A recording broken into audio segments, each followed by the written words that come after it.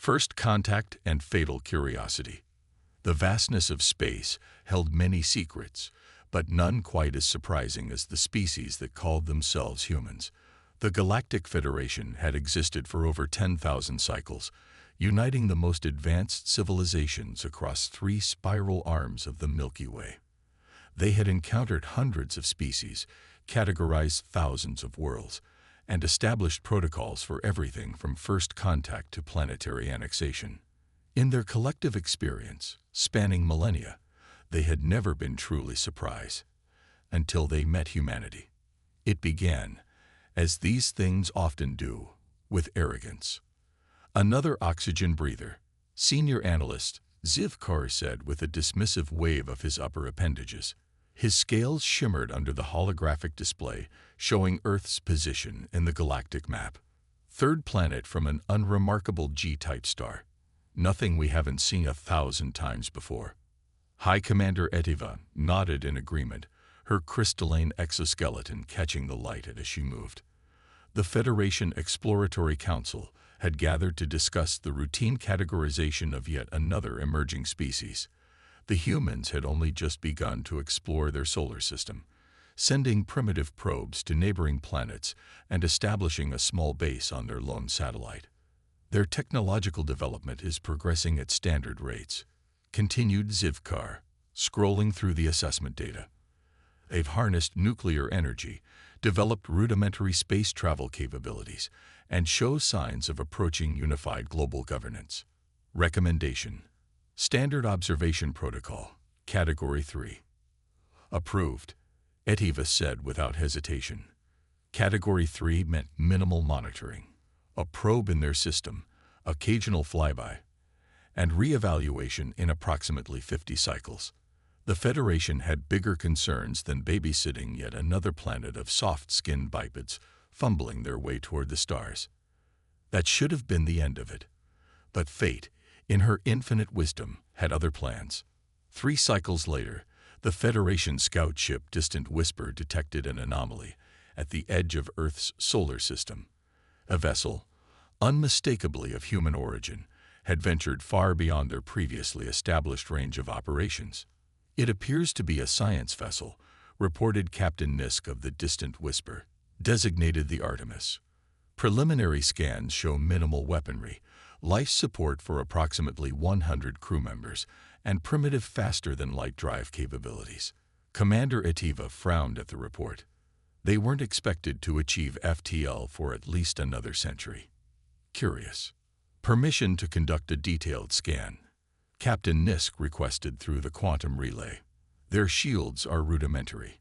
They won't detect our presence. Granted, Etiva replied after a moment's consideration. But maintain distance. No contact.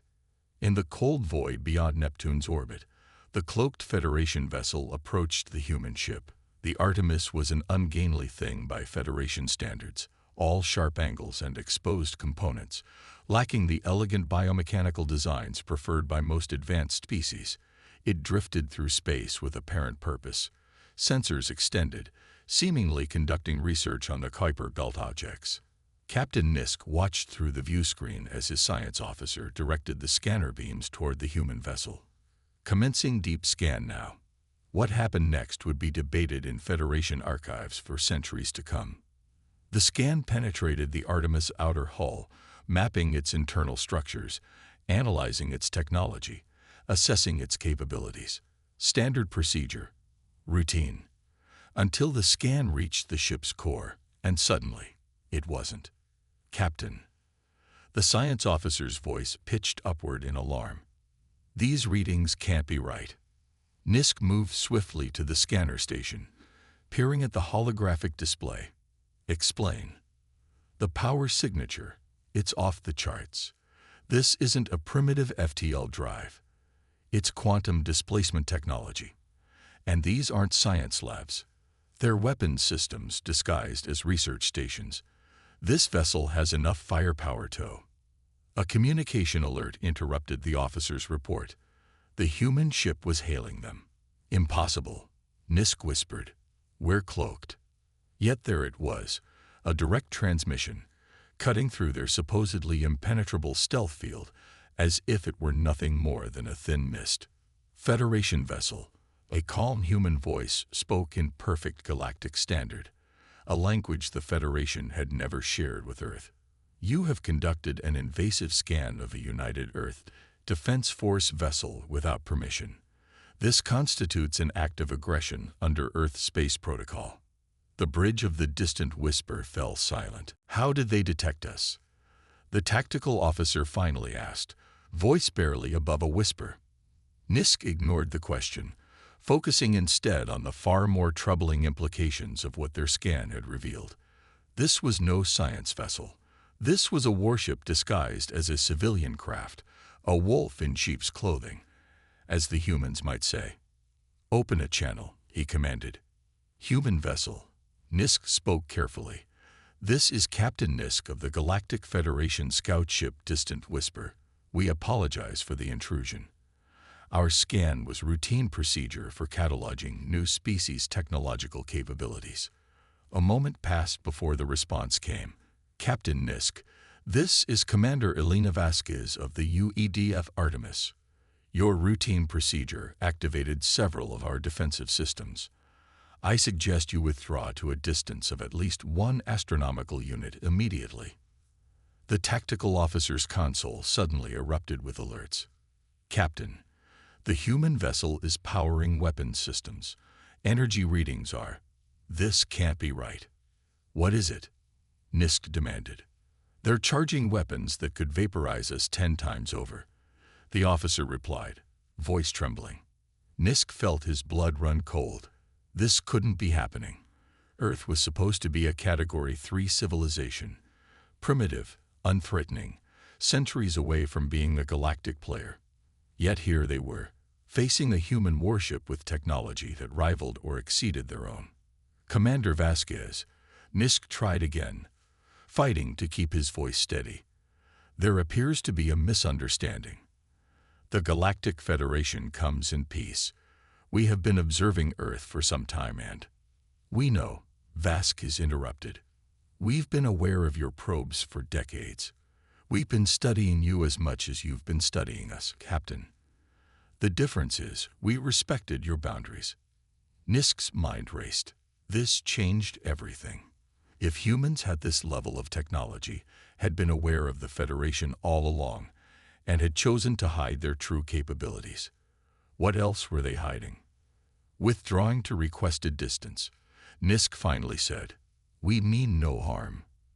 Good choice, Captain, Commander Vasquez replied. Once you've reached safe distance, we will transmit coordinates for proper diplomatic contact. The Artemis was dispatched specifically to make first contact after your scout ship entered our system. We've been waiting for you to notice us. As the Distant Whisper retreated, Nisk stared at the human vessel on the view screen. Its nondescript exterior belied the tremendous power contained within, much like the species that had built it. Humanity had masterfully concealed their true nature, letting the Federation underestimate them while they prepared for this moment. When they reached the designated distance, the transmission came through as promised, coordinates for a diplomatic meeting, along with a data packet about humanity. Nisk ordered it displayed on the main screen. What he saw made his 3 hearts stop momentarily.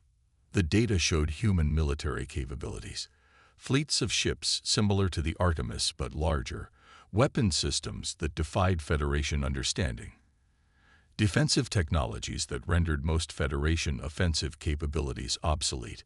But more terrifying than their technology was their history. Thousands of years of warfare, conflict that had forged their species into something both brilliant and terrible.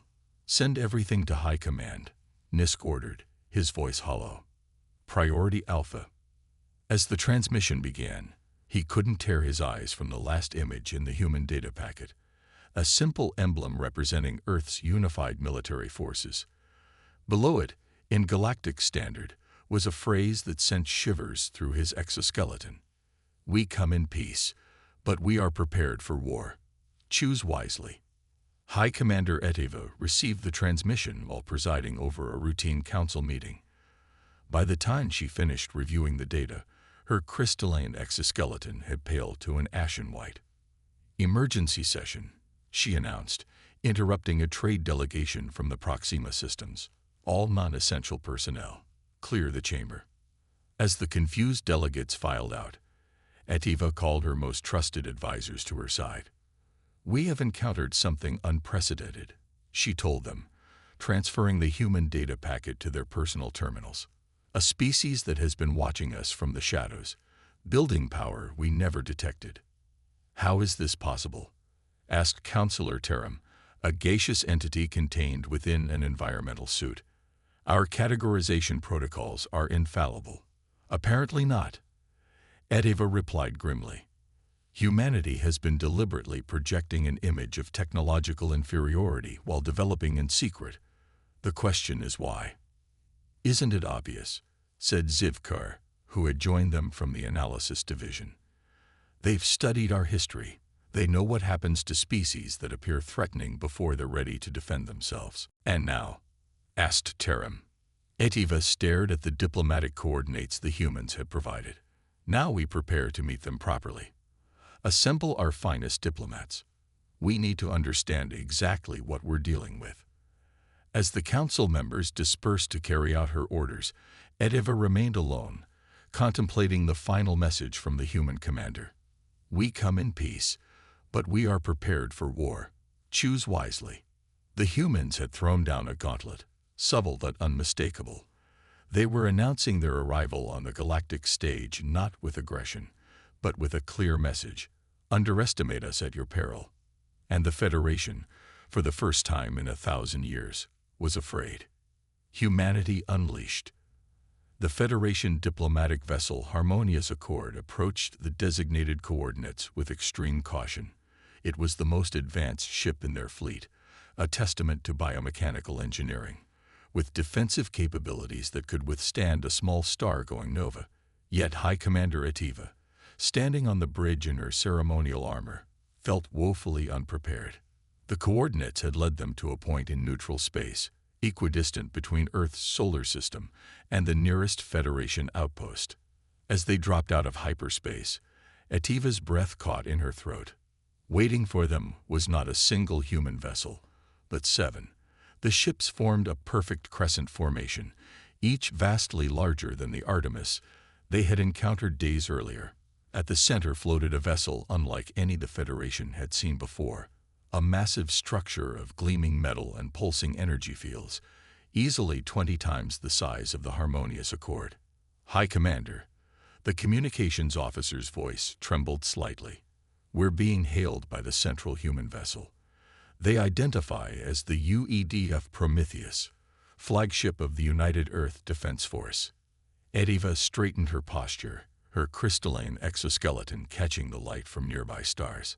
On screen, the view screen flickered to life, revealing a human female with dark skin, silver-streaked hair pulled back tightly, and eyes that seemed to pierce through Etiva's very being.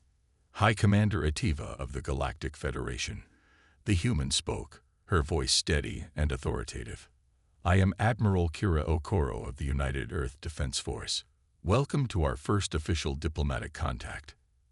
Etiva performed the traditional Federation greeting, a slight bow with crossed arms.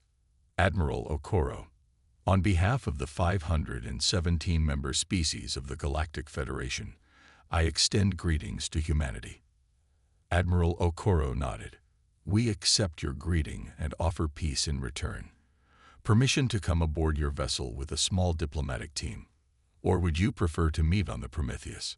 It was a cunning move. Inviting the Federation representatives onto a human ship would put them at a psychological disadvantage, while offering to board the Harmonious Accord demonstrated confidence. The humans were unafraid to enter Federation territory without their overwhelming firepower. "We would be honored to host you aboard the Harmonious Accord," Etiva replied, choosing the option that would at least keep her on familiar ground. Admiral Okoro smiled. "Excellent. Expect our shuttle in 20 minutes. Okoro out." As the communication ended, Zivkar approached Etiva, his scales shifting to a worried blue hue. "Are we certain about this, Commander?" allowing them aboard our flagship. What choice do we have? HFY replied, gesturing toward the view screen where the 7 massive human warships loomed. We're not in a position to dictate terms. How did we miss this? Zivkar asked, the question that had been haunting the Federation since the Artemis encounter. A species doesn't develop this level of technology overnight. They didn't, said Counselor Terram, drifting toward them in his containment suit. Our analysts have been working non-stop reviewing our observation data. The signs were there. We just interpreted them wrong. Explain, HFY commanded. We saw their internal conflicts as primitive warfare, Terram continued. What we failed to recognize was that these conflicts were driving innovation at an exponential rate. Their world wars led to nuclear technology, jet propulsion, and primitive computers within decades. Their Cold War accelerated space exploration and communications technology. Are you suggesting that warfare is the reason they advanced so quickly? HFY asked, disturbed by the implication. Partially, Terram admitted. But there's more. Humans appear uniquely adaptable to challenges. Where other species might collapse under pressure, they seem to thrive on it. And they collaborate in ways we've never seen before, competing fiercely in some areas while cooperating in others. Their discussion was interrupted by the arrival notification for the human shuttle. HFY took a deep breath, composing herself for what might be the most important diplomatic meeting in Federation history. The human delegation that emerged from the shuttle was surprisingly small, just Admiral Okoro and 3 others. They wore what appeared to be dress uniforms, deep blue with gold trim, adorned with symbols that presumably denoted rank and achievement. High Commander, Admiral Okoro greeted HFY again in person, extending a hand in what intelligence files identified as a human gesture of peaceful greeting. Thank you for hosting us. HFY carefully took the offered hand, noting the warmth of the human skin against her cool exoskeleton. The honor is ours, Admiral. Allow me to introduce Counselor Terram and Senior Analyst Zivkar.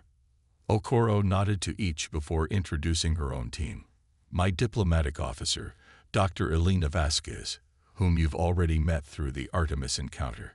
Science Director Dr. Quaimose, and Security Chief Colonel Marcus Jung. The name Vasquez caused a ripple of surprise among the Federation delegation. The commander of what they had thought was a single exploratory vessel was part of the highest diplomatic team. HFY led them to the conference chamber, a hexagonal room designed to accommodate various physiologies, with a large transparent dome above showing the stars. The human warships were clearly visible through this dome, a fact HFY suspected was not lost on her guests. Once seated, Admiral Okoro wasted no time with pleasantries. Let's address the elephant in the room, High Commander. You're wondering why we conceal our true capabilities from the Federation. HFY appreciated the directness. The thought had crossed our minds. Admiral, 300 years ago, we detected your first probe entering our solar system, Okoro explained. We were barely reaching our own moon at that time, but the probe's presence accelerated our technological development. We captured it, studied it, and learned. Dr. Osai, a tall man with intelligent eyes, continued the explanation. In the process, we also accessed its database. We learned about the Federation, its history, its member species, and its protocols for dealing with emerging civilizations. And what you found concerned you, HFY concluded. Wouldn't it concern you? Dr. Vasquez asked, leaning forward. Your protocols explicitly state that species with rapid military advancement or excessive aggression should be contained or guided toward development paths the Federation deems appropriate. Zivkar's scales rippled with indignation. Those protocols exist to maintain peace and stability in the galaxy. From your perspective, perhaps, Colonel Jung replied calmly. From ours, they represented an existential threat. Humans have fought for their freedom throughout our history. We were not about to surrender our sovereignty to an alien power before we could even defend ourselves. HFY considered this. So you pretended to be less advanced than you were. Admiral Okoro nodded. We maintained a facade, letting you see what you expected to see while we built our real capabilities in secret. We established bases in asteroid belts and on moons where your periodic scans wouldn't detect them. We developed technologies specifically designed to evade your observation methods. A deception spanning centuries, Turam's voice conveyed both alarm and respect. Most species could not maintain such discipline. Most species didn't evolve on Earth, Dr. Osai said with a small smile. He activated a holographic projector, displaying images of Earth's varied environments. Our homeworld is what you might call a death world, by Federation standards. Extreme temperature variations, powerful storms, tectonic instability, thousands of venomous and predatory species, microscopic pathogens that constantly evolve. The Federation representatives study the images with growing unease. Most spacefaring species evolved in relatively stable environments. It was typically a prerequisite for the development of civilization. The conditions on Earth should have made advancement beyond primitive technology virtually impossible. You evolved. In these conditions, Zivkar couldn't hide his shock. We didn't just evolve in them, Colonel Zhang said with unmistakable pride. We conquered them. Humans have lived everywhere from Arctic tundra to burning deserts.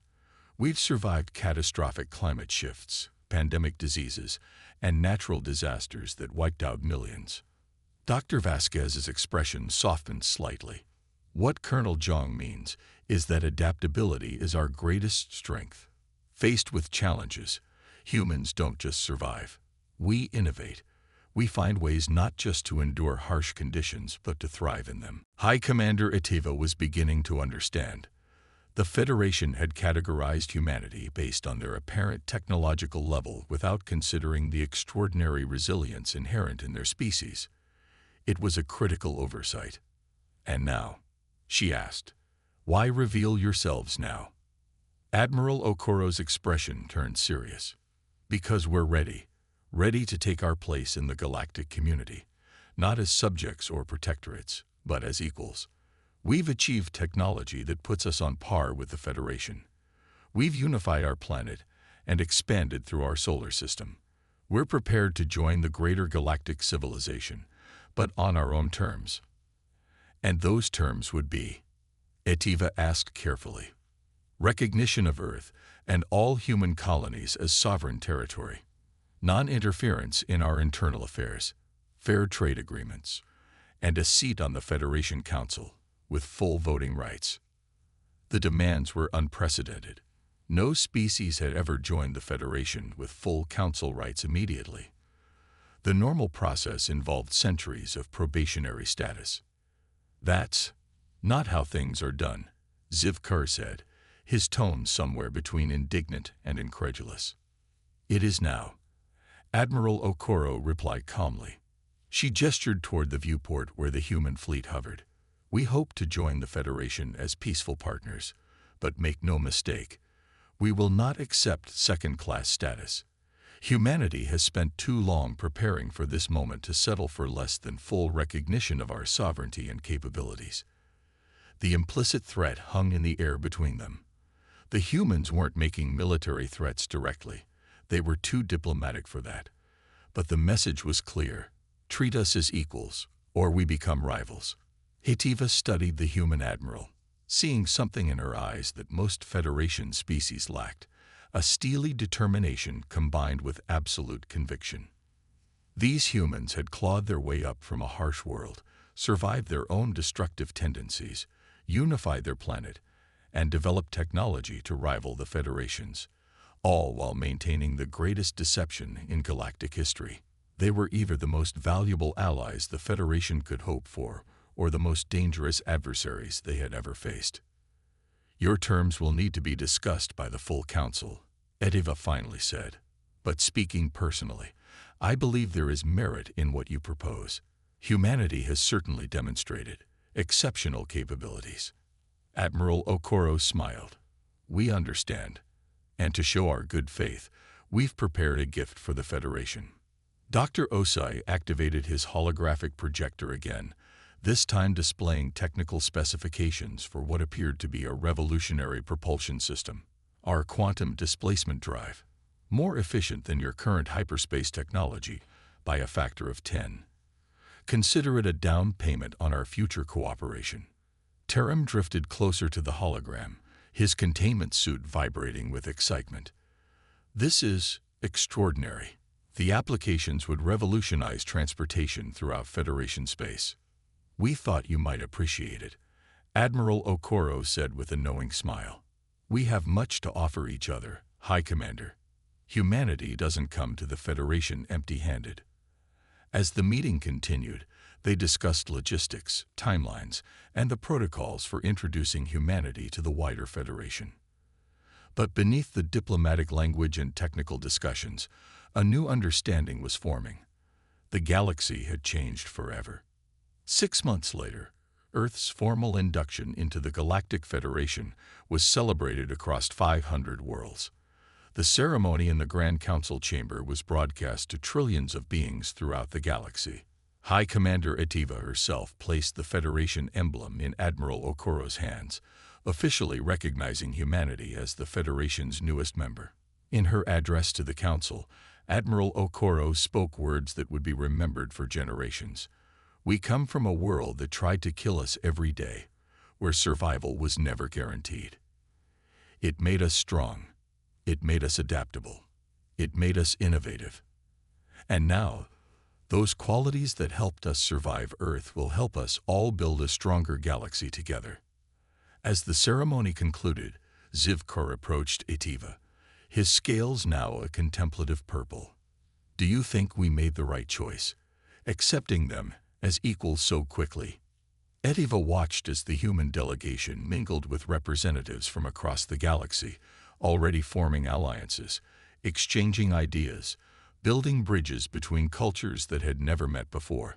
I don't think we had a choice, she replied honestly. But yes, I believe it was right. The humans have a saying, fat which doesn't kill us makes us stronger. Perhaps they're exactly what the Federation needs. To keep us on our toes. Zivkar asked with what passed for a smile among his species. To remind us that the galaxy still holds surprises, Etiva corrected him. And that sometimes the most extraordinary species come from the most unlikely places. Across the chamber, Admiral Okoro caught Etiva's eye and raised a glass in silent toast. Etiva returned the gesture, acknowledging the new balance of power that had emerged from a single scan of a human warship, a scan that had changed the course of galactic history forever. The humans had a word for it: serendipity, an accidental discovery that leads to something wonderful and unexpected. The Federation had scanned a human warship and found not just a powerful new ally, but a mirror reflecting their own complacency. In trying to understand humanity, they had been forced to re-examine themselves. And the galaxy would never be the same again.